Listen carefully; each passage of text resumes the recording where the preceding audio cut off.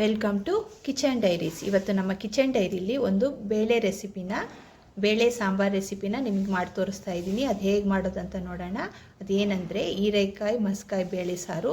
ಅದನ್ನು ಇವತ್ತು ನನ್ನ ವಿಧದಲ್ಲಿ ನಿಮಗೆ ಮಾಡಿ ತೋರಿಸ್ತಾ ಇದ್ದೀನಿ. ಈಗ ವಿಡಿಯೋ ನೋಡೋಣ.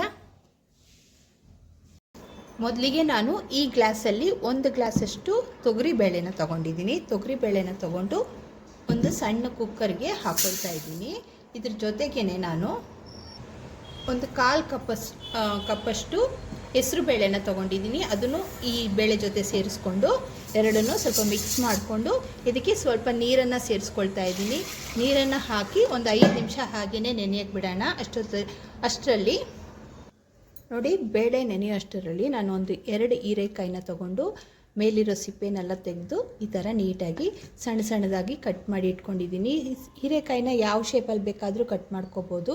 ಮಸಿಯೋದಕ್ಕೆ ಅನುಕೂಲವಾಗೋ ಥರ ರೀತಿಲಿ ಸಣ್ಣದಾಗಿ ಕಟ್ ಮಾಡ್ಕೋಬೇಕು. ನಾನಿವತ್ತು ರೌಂಡಾಗಿ ಕಟ್ ಮಾಡ್ಕೊಂಡಿದ್ದೀನಿ. ಉದ್ದುದ್ದವಾಗೂ ಕಟ್ ಮಾಡ್ಕೋಬೋದು. ಇದ್ರ ಜೊತೆಗೆ ಇಲ್ಲಿ ನಾನು ಒಂದು ಈರುಳ್ಳಿನ ಈ ಥರ ಕಟ್ ಮಾಡಿ ಇಟ್ಕೊಂಡಿದ್ದೀನಿ. ಒಂದು 5 ರಿಂದ 6 ಹಸಿಮೆಣ್ಸಿನ್ಕಾಯಿ ತೊಗೊಂಡಿದ್ದೀನಿ. ಹಸಿಮೆಣ್ಸಿನ್ಕಾಯಿ ನಿಮ್ಮ ಖಾರಕ್ಕೆ ತಕ್ಕಂಗೆ ನೀವು ಹಸಿಮೆಣ್ಸಿನ್ಕಾಯಿನ ತೊಗೋಬೋದು.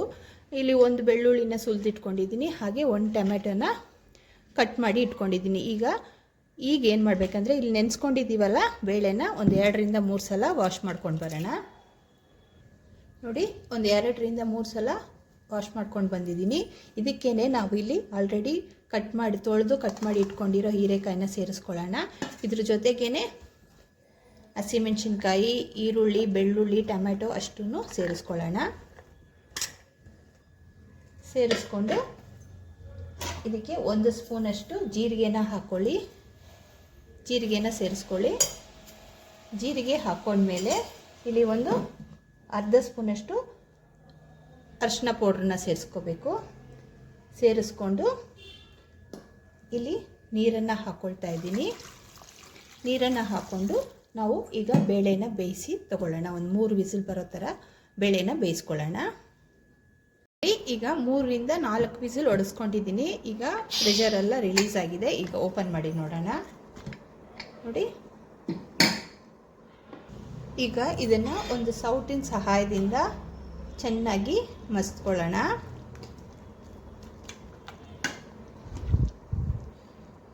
ಮಸ್ತ್ ಆದಮೇಲೆ ಇದಕ್ಕೆ ಸ್ವಲ್ಪ ನೀರನ್ನು ಸೇರಿಸ್ಕೊಳ್ಳೋಣ. ನಿಮಗೆ ಯಾವ ಹದಕ್ಕೆ ಬೇಕೋ ಆ ಹದಕ್ಕೆ ನೀರನ್ನು ಸೇರಿಸ್ಕೊಳ್ಳಿ. ನೀರನ್ನು ಸೇರಿಸ್ಕೊಂಡ್ಮೇಲೆ ಮಿಕ್ಸ್ ಮಾಡ್ಕೊಳ್ಳಿ. ನೀರು ಹಾಕಿ ಮಿಕ್ಸ್ ಮಾಡಿದ್ಮೇಲೆ ಇದಕ್ಕೆ ರುಚಿಗೆ ತಕ್ಕಷ್ಟು ಉಪ್ಪನ್ನು ಆ್ಯಡ್ ಮಾಡ್ಕೊಳ್ಳಿ. ಉಪ್ಪು ನಿಮ್ಮ ಟೇಸ್ಟಿಗೆ ತಕ್ಕಂಗೆ ಹೆಚ್ಚು ಕಮ್ಮಿ ಹಾಕ್ಕೋಬೋದು. ಹಾಕ್ಕೊಂಡ್ಮೇಲೆ ಇದಕ್ಕೆ ಒಗ್ಗರಣೆ ಕೊಡೋಣ. ಈಗ ನೋಡಿ, ಸ್ಟವ್ ಮೇಲೆ ಒಂದು ಬಾಣಲಿ ಇಟ್ಕೊಂಡಿದ್ದೀನಿ ಒಗ್ಗರಣೆಗೋಸ್ಕರ. ಅದಕ್ಕೆ ಸ್ವಲ್ಪ ತುಪ್ಪನ ಆ್ಯಡ್ ಮಾಡ್ತಾ ಇದ್ದೀನಿ. ತುಪ್ಪ ಬಿಸಿ ಆದಮೇಲೆ ಸ್ವಲ್ಪ ಜೀರಿಗೆನ ಸೇರಿಸ್ಕೊಳ್ತಾ ಇದ್ದೀನಿ. ಈಗ ನೋಡಿ, ಸಾಸಿವೆ ಸಿಡಿತಾ ಇದೆ. ಈ ಟೈಮಲ್ಲಿ ಸ್ವಲ್ಪ ಒಣಗಿದ ಮೆಣಸಿನ್ಕಾಯಿನ ಇದ್ರ ಒಳಗಡೆ ಸೇರಿಸ್ಕೊಳ್ತಾ ಇದ್ದೀನಿ. ಹಾಗೆ ಸ್ವಲ್ಪ ಕರ್ಬೇವಿನ ಸೊಪ್ಪು ಸೇರಿಸ್ಕೊಂಡು ಸ್ಟವ್ ಫ್ಲೇಮ್ನ ಆಫ್ ಮಾಡ್ಕೊಳ್ಳೋಣ. ಆಫ್ ಮಾಡ್ಕೊಂಡ್ಮೇಲೆ ಇಲ್ಲಿ ನಾನು ಅರ್ಧ ಸ್ಪೂನಷ್ಟು ಚಿಲ್ಲಿ ಪೌಡ್ರನ್ನು ಇದಕ್ಕೆ ಸೇರಿಸ್ಕೊಳ್ತಾ ಇದ್ದೀನಿ.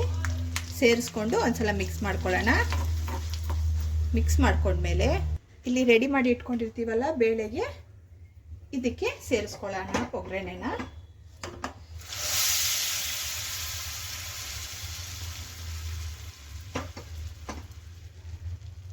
ಮಿಕ್ಸ್ ಮಾಡ್ಕೊಳ್ಳೋಣ.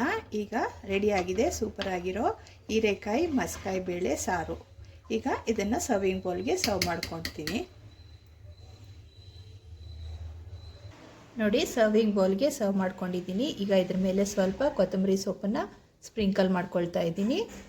ಈಗ ರೆಡಿಯಾಗಿದೆ ಸೂಪರ್ ಆಗಿರೋ ಹೀರೆಕಾಯಿ ಮಸ್ಕಾಯಿ ಬೇಳೆ ಸಾರು. ಇವತ್ತಿನ ರೆಸಿಪಿ ಏನಾದರೂ ನಿಮ್ಗೆ ಇಷ್ಟವಾದರೆ ಲೈಕ್ ಮಾಡಿ, ಶೇರ್ ಮಾಡಿ ಮತ್ತು ಸಬ್ಸ್ಕ್ರೈಬ್ ಮಾಡೋದನ್ನು ಖಂಡಿತ ಮರಿಬೇಡಿ.